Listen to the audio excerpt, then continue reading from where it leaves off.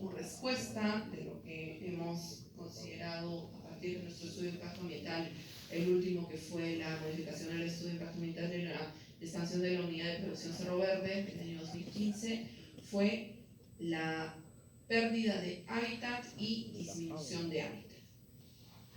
Entonces, por ejemplo, para lo que es flora, en algunos sitios donde nosotros habíamos implementado lo que es mayor disponibilidad de agua, ahí se ha elaborado y se ha determinado que hay impactos positivos porque eso induce la presencia de vegetación. Entonces, si ustedes entran a nuestro estudio de impacto ambiental, la modificación al estudio de impacto ambiental del año 2015 y ven la parte de fauna, ahí van a poder ver este cuadro, el cuadro 5.43, donde se puede ver que nosotros hemos determinado que estos son los impactos. Pérdida de hábitat para la fauna, pérdida de hábitat para la fauna protegida y no protegida y disminución del hábitat para el guanaco. Todos ellos son negativos, sí, pero son de significancia baja o moderada.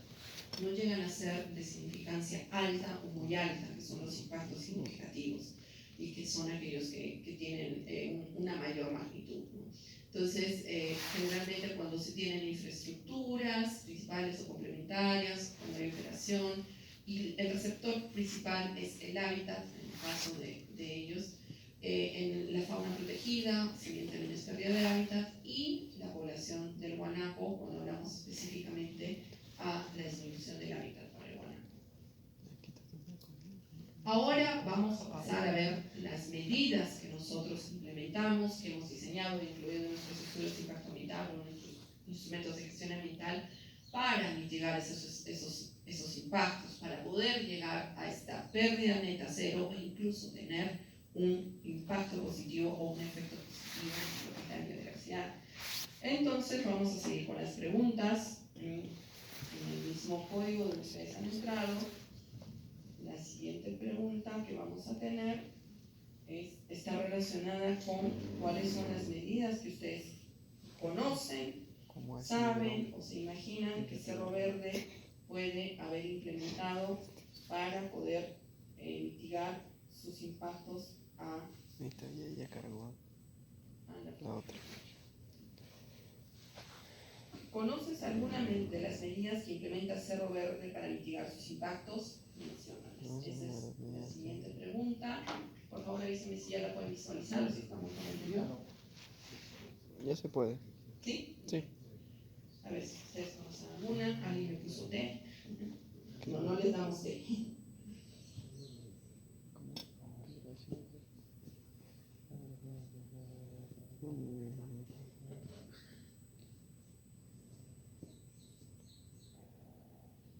Por favor, para que puedan leer.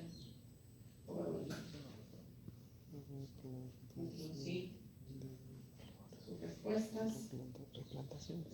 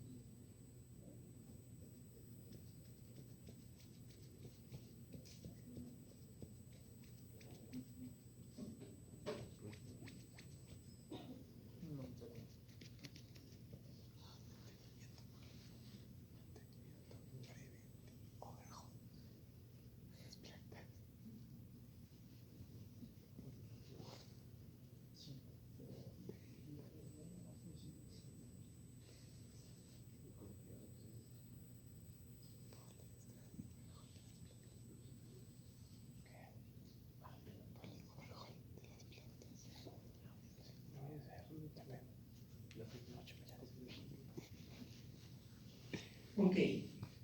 Algunos indican que no, otros indican que es la deforestación y hay muchas relacionadas con el monitoreo ambiental. En general, bueno, nos indican que no, vamos a ver a continuación cuáles son las medidas. El monitoreo ambiental más bien nos sirve para ver si es que esas medidas que nosotros aplicamos están teniendo un adecuado desempeño. ¿Cómo va el estado? ¿Cómo va evolucionando a lo largo del tiempo el estado de ese ambiente? Y cómo van nuestros componentes, cómo van nuestras emisiones, en el caso del monitoreo ambiental. Nosotros sí realizamos el monitoreo de guanacos, justamente lo que evaluamos es cómo va la dinámica poblacional de estos guanacos. Y habla mucho de reforestación, van a ver que una de las medidas, no tanto reforestación, pero sí lo que hacemos es los cactus, los tenemos propagados en vivero, los llevamos a sitios, o sea, sí puede estar relacionado con ello.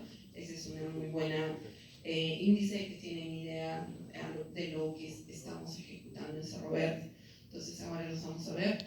Estas son las principales medidas. Mejoramiento de hábitat, que está muy relacionado con lo que se hace en reforestación. Lo que pasa es que si estuvieron desde el inicio, el 35% aproximadamente, o más del 30% de la superficie de Arequipa como región es desierto. Difícilmente tenemos árboles como para que se hable de bosque o se hable de plantamiento de especies forestales. Generalmente sí, dentro de lo que es el mejoramiento de hábitat, aparte de los cactus, nosotros consideramos algunas especies de arbustos y árboles, pero sobre todo en los fondos de quebrada, que es donde hay mayor disponibilidad de agua. Protección del hábitat de guanaco. Nosotros vamos a ver después cómo hacemos estas señalizaciones de las vías, de las áreas, etc.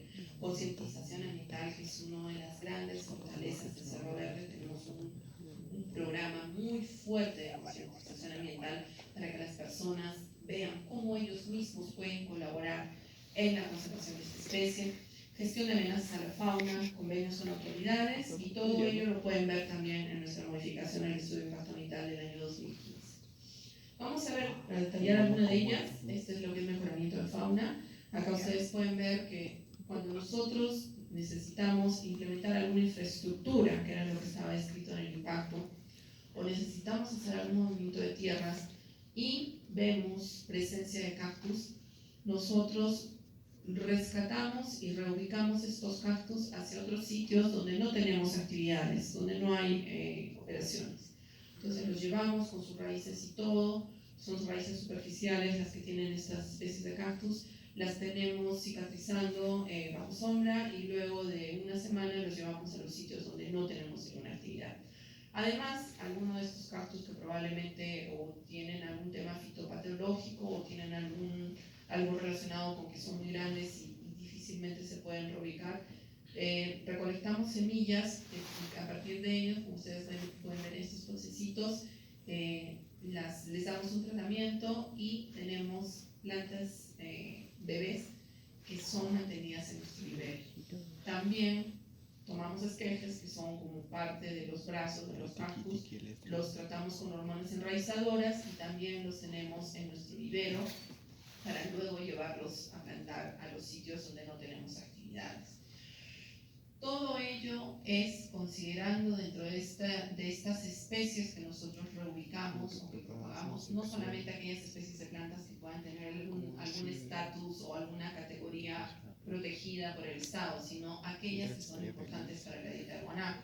Por ejemplo, esta especie es Beberbaucereus beberbaueri, que no tiene ningún estado de amenaza en la lista roja de especies vegetales del Perú, pero que es importante para la dieta del guanaco y del murciélago longirostro. Por eso es que sin tener ninguna degradación en su población o declinación, nosotros incluimos medidas específicas para protegerla, porque indirectamente puede afectar al guanaco o al murciélago longirostro. Entonces tenemos acá algunas de las que son parte de estas medidas y que son importantes para la dieta del guanaco: tala superculata, Aistida ascensiones, estas dos son herbáceas, Paronitia microfila, Ambrosia artemisoides, estas dos son arbustivas y son bastante presentes en el ecosistema que tenemos en Cerro Verde. Y bueno, Beberbaucereus beberbaueri, Tecoma fulva, que es el cahuato, Muluntia esférica, que es la corotilla, un cactus redondo. Haciendo estas actividades, nosotros lo que hacemos es aumentar la calidad de hábitat disponible para el guanaco y por lo tanto tenemos una contribución positiva neta a lo que es el impacto en la biodiversidad. Además, nosotros, como ustedes saben, estamos dentro del desierto costero o el carbonal, por lo tanto el recurso limitante es el agua. Hemos implementado estos bebederos, que son una suerte de pozos a los cuales los llenamos con una serie de tuberías y además establecemos algunas estructuras para que sean más similares al paisaje natural, y también en algunos sitios que vemos que pueden ir variando de acuerdo al desplazamiento de los guanacos, hemos instalado este otro tipo de bebederos que se pueden trasladar fácilmente de un sitio a otro. Todos ellos están señalizados y algunos de ellos cuentan con una cámara trampa, que justamente es lo que ha registrado estas imágenes para que ustedes vean que efectivamente se utiliza el agua que nosotros les brindamos en estos bebederos. Desde adultos, crías y no solamente guanacos. En estos bebederos y con estas cámaras trampa, nosotros hemos podido determinar presencia de zorros, de vizcachas, lagartijas, aves, otros roedores, ¿no? Entonces, toda la fauna en general se ve beneficiada de esta medida que fue diseñada para contribuir a la protección del hogar. Reubicación de algunos componentes como los defecaderos y los estercoleros. Los defecaderos son los sitios, las letrinas de los guanacos donde ellos hacen sus heces, generalmente están acumuladas en una parte, y los estercoleros son como los sitios donde hay ceniza volcánica y en la cual ellos se desparasitan. Se llaman revolcaderos porque justamente se echan, se revuelcan, se restringan contra la ceniza y de esa manera los parásitos o ectoparásitos que puedan tener salen y se quedan en la ceniza. Entonces, si es que vemos que hay estercoleros y defecaderos presentes dentro del área donde va a haber algún componente, alguna infraestructura, nosotros previamente los rescatamos, los sacamos estrato por estrato, los ponemos en bolsa, señalizamos el estrato al que pertenece, y en estas áreas donde nosotros hemos realizado el mejoramiento de hábitat, también volvemos a instalar estos defecaderos o estos estercoleros. Otra manera de proteger el hábitat y proteger también a los mismos guanacos es la señalización en las vías, ¿no? Además, apelando a la concienciación ambiental de las personas que están transitando por esas vías, indicándoles que deben tener en cuenta que la fauna está presente en nuestras instalaciones, que pueden cruzar esas vías y que siempre disminuyan la velocidad. Actualmente también nuestros letreros ya no solamente consideran la silueta del guanaco, consideran la silueta de zorros, vizcachas, gatos, etcétera, para que veamos, cuando uno está en medio del desierto cree que no hay nada, y eso era mucho de lo que al inicio nos comentaban los trabajadores. A los guanacos los ven, son grandes, pero nos decían, pero tenemos otras especies de animales. Entonces, a través de estos letreros también los ponemos en conocimiento que existen zorros, que existen vizcachas, que existen gatos andinos, etcétera, que son parte de la fauna con la cual nosotros convivimos y sobre todo coexistimos con nuestras actividades. Con estas actividades nosotros reducimos la pérdida en hábitat crítico y además tenemos una contribución neta positiva porque estamos conservando las especies al tener este nivel de concientización y también de advertencia para evitar posibles atropellos. Algunas medidas que son parte de nuestros documentos, de nuestra gobernanza interna, que es el reglamento ambiental, están dirigidas a proteger el hábitat y también la fauna en sí, ¿no? Por ejemplo, nosotros les indicamos que está prohibido sembrar plantas sin autorización, porque en algunas ocasiones hemos tenido esta pregunta de que, por ejemplo, si pueden sembrar eucaliptos, ¿no? Estamos en medio de un desierto, casi ni llueve, no tenemos casi nada de agua, quieren sembrar eucaliptos. En primer lugar, la fauna no está adaptada a ellos como para poder alimentarse, y además, o sea, sabemos que hay interacciones negativas a partir de las sustancias que secretan los eucaliptos que matan a la flora que está alrededor. Entonces, todas las personas que quieren sembrar algún tipo de vegetación en Cerro Verde tienen que consultarlos a nosotros. Les decimos, sí, esta es una suculenta, es una cactácea, es parte del hábitat semiárido, si la puedes sembrar en la parte externa de tu oficina, hay que ver cuál es la modalidad de riego, la frecuencia, etc. No retirar plantas sin autorización. A veces tenemos algunas malezas que están presentes, entonces nos dicen, esta plantita que de repente no me deja, me está tapando la visibilidad y yo necesito tener tal control. Entonces vemos en primer lugar la lista de especies del Perú para estar protegida. Si es que es alguna de nuestras del plan de gestión de la biodiversidad, decimos ok, le puedes pasar a este nivel del tallo para que puedas tener la visibilidad que necesitas.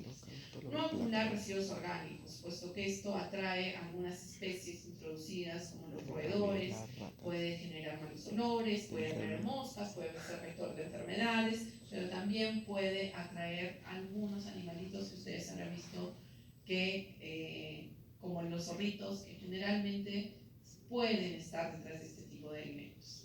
Prohibido alimentar a los animales, y esto no es porque seamos malos. Cuando damos esta capacitación nos dicen, pero si yo lo veo que está flaquito, que está con hambre, que está buscando en la basura, pero al cambiar la dieta de una especie que es silvestre, en primer lugar nosotros usamos más sal, nosotros tenemos más grasas, tenemos algunos aditivos que no necesariamente les van a ser beneficiosos, en todo caso hasta pueden ser perjudiciales, pueden causarles alguna infección, alguna intoxicación a los animales, o puede ser que yo crea que se alimenta de la ensalada cuando en realidad es un carroñero o es un depredador, entonces mejor no alimentarlos. Y en el caso de los zorros específicos, yo no sé si ustedes han visto un video que hay en Chile, en una de las carreteras, que hay 80 zorros que están sentados al lado de la carretera esperando que las personas que pasen por ahí les den comida. Entonces, en primer lugar, dejan de tener su hábito silvestre de cazar y controlar las poblaciones de roedores. En segundo lugar, están en riesgo porque están al lado de una carretera y cualquier persona que no se fija pasa a toda velocidad y los puede atropellar. Y en tercer lugar, los hace amigables según lo que se pueden adaptar a todo tipo de personas. Y sabemos que hay un uso tradicional de la cola del zorro que si hace que ese zorrito crea que cualquier persona se va a acercar a alimentarlo, hace fácil que lo capturen y que justamente lo desmembren para poder tener el uso de esta parte que es algo que realmente esperamos que poco a poco vaya disminuyendo en el Perú. Está prohibido cazar, capturar animales o poseer parte de estos, o incluso tener mascotas, no se pueden tener mascotas dentro de nuestras instalaciones. Prohibido enterrar, manipular restos de animales. Nosotros además hemos implementado esta medida que no es parte de ninguna considerada en sus instrumentos de gestión ambiental. Como ustedes pueden ver, acá hay personas, son biólogos que están presentes los 365 días del año, Navidad, Año Nuevo, Fiestas Patrias, y están en una camioneta permanentemente en el campo. Nosotros recibimos llamadas a un celular las 24 horas del día, los 365 días del año, de los trabajadores que nos dicen, por ejemplo, hay un grupo de guanacos que está cerca de esta vía. Inmediatamente nos comunicamos con ellos, y ellos se acercan a la vía y lentamente los van ahuyentando o conduciendo hacia el sitio más lejano a la vía, donde hay un hábitat con plantas, donde puede haber una hondonada, con solitas, donde van a estar tranquilos, y de esta manera se reduce el riesgo de que estén cerca de la vía y que en cualquier momento nos puedan atropellar. Esto definitivamente es una ganancia neta, estamos contribuyendo con esta medida a la conservación de esta especie. La concientización, nosotros tenemos un programa de charlas, y en estas charlas una semana específica dedicada a lo que es la información respecto al guanaco, su importancia, su estatus a través de la lista internacional o a través de la lista peruana, cuáles son las actividades que nosotros hacemos en Cerro Verde para conservarlos, cuáles son las actividades que pueden hacer cada uno de los trabajadores, porque no los dejamos fuera. Ellos saben que tienen bajo su propia responsabilidad el poder de levantar un teléfono y indicar hay un animalito en tal sitio y puede haber un riesgo. Y con eso contribuye muchísimo a lo que es la conservación de esta y de otras especies. Continuamente tenemos esta comunicación que nos ayuda a evitar el riesgo de atropello en nuestras vías internas. Amenazas. Acá nosotros hemos hecho un análisis estadístico, ya tiene aproximadamente 10 años, Y una de las mayores amenazas a las poblaciones de guanacos es el ataque de los perros ferales o silvestrados. No son perros vagabundos, no son perritos que se han escapado de su casa y que pueden estar tratando de buscar a alguien que los alimente. Esos perritos generalmente son muy dóciles, son perritos que más bien están buscando que alguien los tenga bajo custodia. Sin embargo, hay otros que están mucho tiempo en un hábitat silvestre, que incluso son los hijos de los que inicialmente se escaparon y vuelven a desarrollar estos instintos de depredadores. Y lo que hacen es terminar atacando a la fauna. Pues hemos podido registrar nosotros con nuestras cámaras estampas también. Acá tenemos una cría de burro en nuestras concesiones.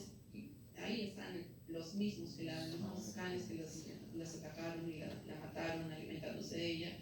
También está este individuo de guanaco, como ustedes bien pueden ver, acá están las marcas de las mordeduras. Y acá hay un tema que está muy relacionado con mi campo, que es la ecología y sobre todo la evolución y la adaptación. No sé si ustedes han tenido la oportunidad de ver el documental de Barack Obama en Netflix de los parques nacionales, y hay uno que es Torres del Paine en el sur de Chile, y ahí se ve de una manera increíble, sorprendente, cuál es la interacción entre el guanaco y el puma, que es su depredador natural con el cual ha evolucionado hace más de 10.000 años en nuestros ecosistemas. El puma generalmente tiene un comportamiento de caza de una persecución de un solo individuo que persigue a sus presas. Y el guanaco apela a su velocidad para poder liberarse y a sus patas, para poder liberarse de un puma. Los perros, y sobre todo los asilvestrados o ferales, cazan en jauría. Y entonces empiezan a perseguir a sus presas, y el perro alfa es el que corre adelante más rápido, pero cuando él se cansa, se queda a un lado a descansar y el beta sigue la persecución. Y si ese se cansa, o regresa el alfa o regresa el tercer subordinado. De tal manera que el guanaco o cualquier otra presa, porque no solamente a los zorros, a los burros, a los mismos gatos, ya no puede seguir con esta persecución y le da un colapso cardiopulmonar. Porque al tipo de depredación que está acostumbrado o adaptado guanaco es a una persecución individual de un puma al cual le puede ganar por velocidad o por fuerza. Entonces, actualmente es algo con lo cual probablemente recién se está adaptando, no sabemos si se llegará a adaptar, pero en este momento la presencia de jaurías es algo muy perjudicial a las poblaciones humanas. Lo que nosotros hacemos es tener el registro de estos individuos que han matado a la fauna, colocamos algunas trampas cuando los hemos verificado con las cámaras trampa, los capturamos y luego los tenemos en observación para determinar, algunas veces alguno de los beta o de los subordinados pueden volverse dóciles de nuevo, ¿no? Yo tengo, por ejemplo, un perro adoptado de los que hemos capturado ahí, y si no, también hacemos una coordinación con el centro canino de la municipalidad. Involucramiento de las autoridades para todo lo que es la protección de guanaco, no solamente en Cerro Verde, sino en ecosistemas cercanos. Por ejemplo, tenemos estos afiches de tenencia responsable. Estos son distribuidos por la Municipalidad Provincial de Arequipa, por el centro canino. Hemos también donado equipos a la Reserva Nacional de Salinas y Agua Blanca para que pueda hacer un adecuado monitoreo de las poblaciones de guanaco. Estos afiches los hemos donado al Servicio Forestal y de Fauna Silvestre, que es el encargado de la protección de la fauna silvestre, para que también se concientice.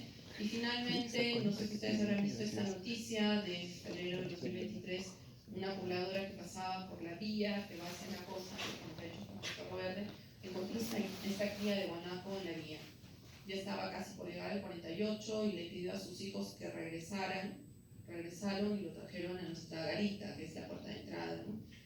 Y nos llamaron inmediatamente y nos dijeron los señores de la garita, ya con la señora con guanaco, y la señora me pasaba el teléfono y la señora dijo, yo sé que ustedes los protegen.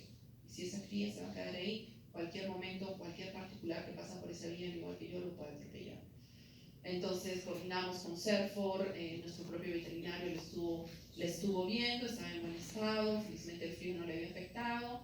Vinieron los veterinarios y los biólogos de CERFOR y además, como nosotros hacemos este seguimiento todos los días, sabíamos cuáles eran los grupos que estaban cercanos al reporte de la señora que habían tenido crías esos días. Entonces, junto con CERFOR, fuimos a dejarlo cerca de nuestros grupos.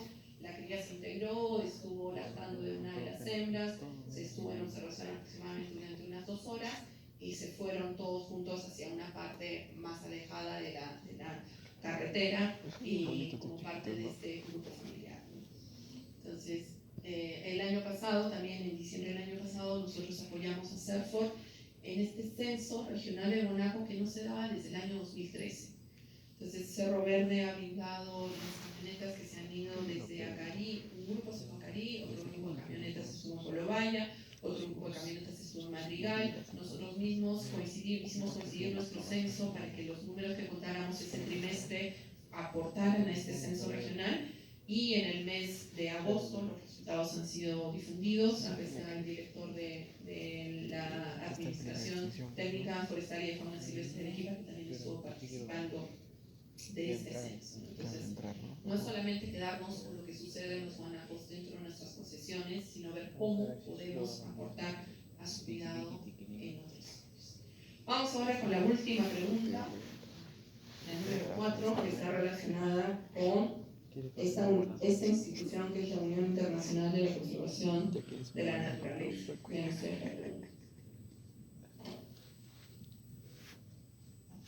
ya vamos terminando también.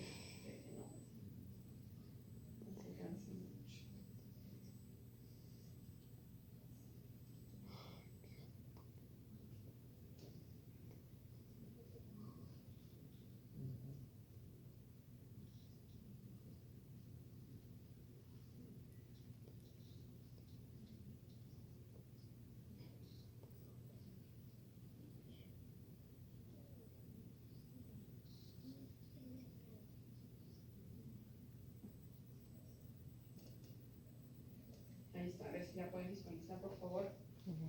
Sí, me pareció. ¿Sabes cuál es la herramienta más usada de la Unión Internacional de Conservación de la Naturaleza y que se ha adaptado a la gestión de flora y fauna? A ver, mira, tenemos las listas rojas de especies amenazadas. Listas rojas, pero son Y si fauna ustedes no conocen, salvaje. lo que es la Unión Internacional de la Conservación de la Naturaleza, les invito a entrar a su página web. Tiene muchísimas herramientas, no solamente para lo que es la gestión de especies, sino la gestión de ecosistemas. Es la entidad internacional que brinda las guías y los lineamientos a los países para que puedan elaborar su propio inventario y evaluación del estado de las especies y de los ecosistemas. Y ahí pueden tener mucha información, sobre todo si es que se quieren orientar a lo que puede ser la gestión ambiental, la elaboración de instrumentos de gestión ambiental. Es información bastante importante. Enviar los resultados, Caspas. Envíame los resultados. No, te voy a mandar lo que me he dicho el resto. No se lo voy a enviar eso.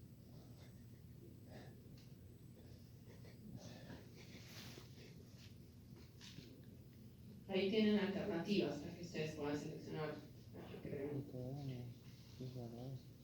¿Te manda? Hola. Población estimada de buenas de equipo de unidades de las cholitas.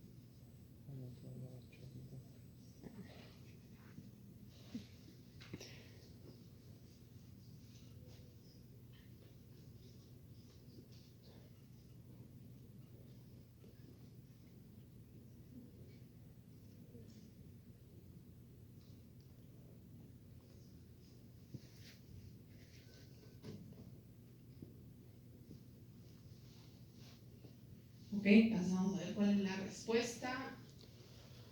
La respuesta es la lista roja.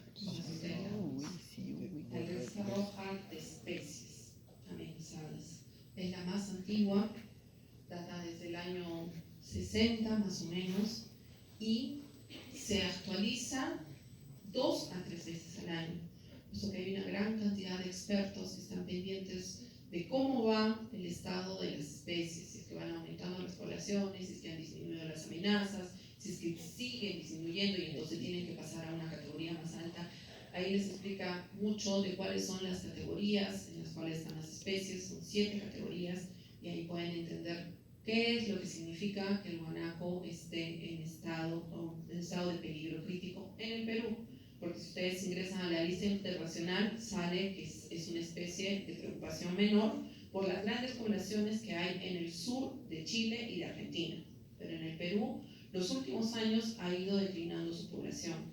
Sin embargo, los resultados que tenemos del censo del año pasado probablemente pueden hacer que esta especie en la siguiente lista de especies amenazadas del Perú pueda disminuir su estatus, probablemente. Entonces ahí, como ustedes pueden ver, ¿en qué nos basamos para dar esta respuesta? En primer lugar, las guías de la Unión Internacional de Conservación de la Naturaleza, el libro rojo de la fauna silvestre, es el libro de las especies del Perú, SARFOR, del año 2018, pero solamente están las especies que están en la categoría en peligro crítico, en peligro y casi amenazado. Y una publicación que es del año 2019 que justamente analizó cuál era la influencia de estas listas que publica la Unión Internacional de Conservación de la Naturaleza. Y justamente considerando cuál es el panel de expertos que analizan las categorías para los camélidos sudamericanos, nosotros organizamos este seminario, este workshop con los que figuran en esa lista. Los chilenos Benito González y Cristian Bonasich, los argentinos Ricardo Baldi y Pablo Carmanchay, el peruano Domingo Oces y la casi peruana, por los años que ha pasado en Perú investigando sobre camellos silvestres, la doctora Jane Wheeler. Todos ellos fueron invitados a este seminario que se dio en el año 2020 para ver qué se necesitaba para seguir haciendo que esta especie aumentara en población y para poder gestionar adecuadamente las amenazas. En ese momento, por ejemplo, se levantó la mano y en muchos otros sitios se habló respecto a las amenazas por los perros ferales, puesto que no solamente los atacan en Cerro Verde, los atacan en la reserva, a los guanacos, los atacan los perros ferales en la Reserva Nacional de Salinas y Aguada Blanca, los atacan en la Reserva San Fernando, el gobierno regional de Ayacucho también ha compartido datos relacionados con ello. Los resultados, este es el estudio que yo les mencioné. Hemos ido juntando evidencias de cuáles son las plantas de las que se alimentan los guanacos, pero además también hemos estudiado histológicamente las muestras que provienen de sus heces para ver qué especies de plantas están presentes. Y estas son las 5 especies más importantes, abundantes y frecuentes en la dieta de los guanacos, tanto en época seca como en época húmeda. Lo que pudimos ver es que cuando se da la época húmeda puede aumentar estas especies herbáceas, ¿no? Es una especie muy flexible, muy elástica, que se puede adaptar y que apenas salen las herbáceas, pues obviamente son más ricas las herbáceas, empiezan a alimentarse de todo lo que puedan de esas herbáceas, pero si estamos en un año seco o si estamos en la época seca, no tienen ningún problema en consumir cactus. Esta es los resultados que tenemos en nuestro vivero, las semillas que nosotros colectamos para poder hacer la propagación de estas especies, que si ustedes las ven probablemente no las van a conocer mucho porque no son de interés comercial. Entonces no hay investigaciones relacionadas a saber cómo se propagan estas especies. Quien está generando esta investigación es Robert. Nosotros hacemos pruebas de germinación, pruebas de sustratos, pruebas de hormonas que benefician en mayor o menor grado la germinación y sobrevivencia y establecimiento de estas especies de plantas que son las que son propias de nuestro ecosistema. Con estas actividades nosotros estamos aportando, estamos teniendo una ganancia neta porque estamos aumentando la calidad de hábitat crítico para esta especie que tiene este grado de protección. Una ganancia neta porque además estamos contribuyendo indirectamente a lo que es la conservación de estas especies de animales que se alimentan de ellos, y finalmente una ganancia neta porque estamos generando conocimiento, estamos generando datos provenientes de nuestra investigación respecto a qué es lo que necesitan estas especies de plantas para poder establecerse. una línea de tiempo de cuáles son las principales actividades que hemos ejecutado para la protección de los guanacos. Desde el año 97, instalación de bebederos, reubicación de revolcaderos en el año 2007, revolcaderos y defecaderos, monitoreo censal de guanacos desde el año 2009, programas de visita a Cerro Verde, dirigida a niños y adolescentes del área de influencia directa, en los cuales les damos la información de la protección de la flora y fauna y cómo se ejecuta en Cerro Verde, señalización de vías internas, el reporte de avistamiento de fauna. En el año 2015 presentamos este estudio del análisis de dieta del guanaco en este congreso internacional y también lo presentamos a la autoridad. También el convenio para intercambio de información con la Reserva Nacional de Salinas y Aguada Blanca, respecto a los datos que nosotros tenemos de guanacos y los datos que ellos tienen. Y desde el 2017 hasta el 2024, recurrentemente hemos obtenido el Premio Mundial de Conservación de Mamíferos por lo que hacemos por la población de guanacos.